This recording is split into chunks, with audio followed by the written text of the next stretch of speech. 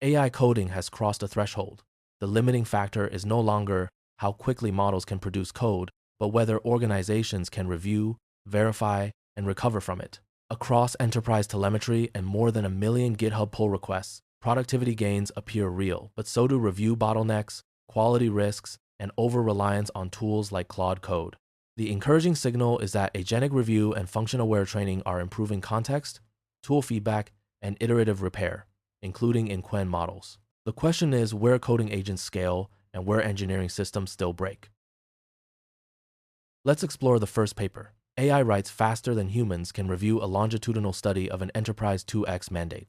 How he and colleagues at Carnegie Mellon University and Stanford University studied an anonymized AI-forward enterprise after its CTO introduced a 2x productivity mandate analyzing 802 developers and 196,212 pull requests with a staggered difference in differences design, developer fixed effects, and telemetry from Cursor and Claude Code.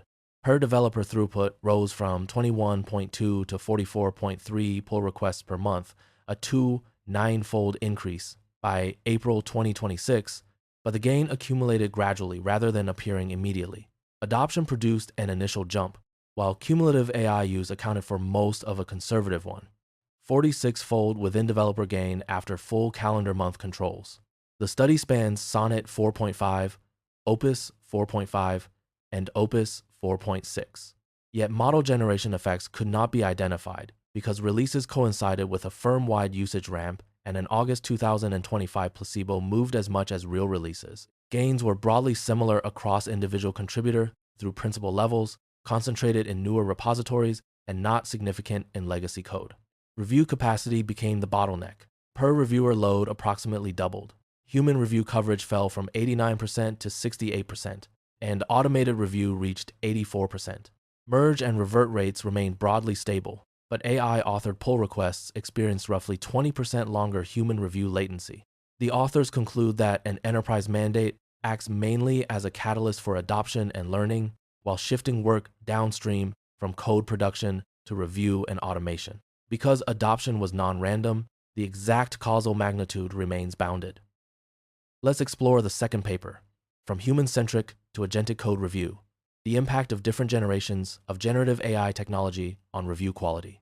This study by Susan Zhong, Cheyenne Noe, Bram Adams, and Ying Zhou examines how code review changes as projects move from human-centric review to LLM-assisted and agentic review. Using 1, 2, M pull requests across 207 GitHub projects, the authors define 3 adoption trajectories: gradual AI adoption, rapid LLM adoption, and rapid AI agent adoption, and analyze them with soft DTW clustering, Markov chain expectation maximization, and logistic regression. Agentic reviewers, including tools such as Anthropic's Claude Code, can retrieve context, run tools, and verify findings rather than merely generate comments. Gradual AI adoption reduced review delay by 2.5 days, KLOC in the agent era, while rapid AI agent adoption reduced it by 4.5 days, KLOC. However, rapid LLM adoption increased review smell prevalence by 8% and produced no significant efficiency gain. Across 10 human-AI collaboration patterns, agent-initiated and multi-agent reviews were faster than human-only review under gradual or rapid agent adoption, but AI-involved reviews generally carried more quality risk. The dominant risk was review buddies. Repeated reliance on the same reviewer rose to 60% for LLM-involved patterns, compared with 16% for human-only review.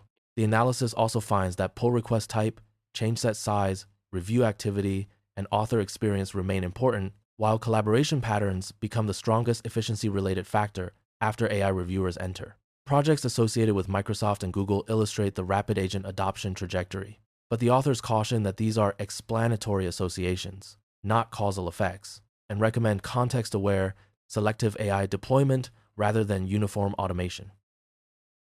Let's explore the third paper, Function-Aware Fill-in-the-Middle as Mid-Training for Coding Agent Foundation Models. This paper, from researchers at the University of Waterloo, the University of British Columbia, NVIDIA, Verdant AI, and the Vector Institute, proposes function-aware fill-in-the-middle, or FIM, as a dedicated mid-training stage for coding agents. The key idea is that a function call mirrors an agent step. Context leads to an action, an externally computed return, and a continuation. The method parses Python files into program dependency graphs, selects single functions or connected function groups using complexity and inferability scores, and trains models to reconstruct the masked code together with a reasoning trace. Using Gemini, 3, Flash to generate and filter rationales, the team built a decontaminated corpus from 968 GitHub repositories containing 400K FIM samples and 2 6B tokens.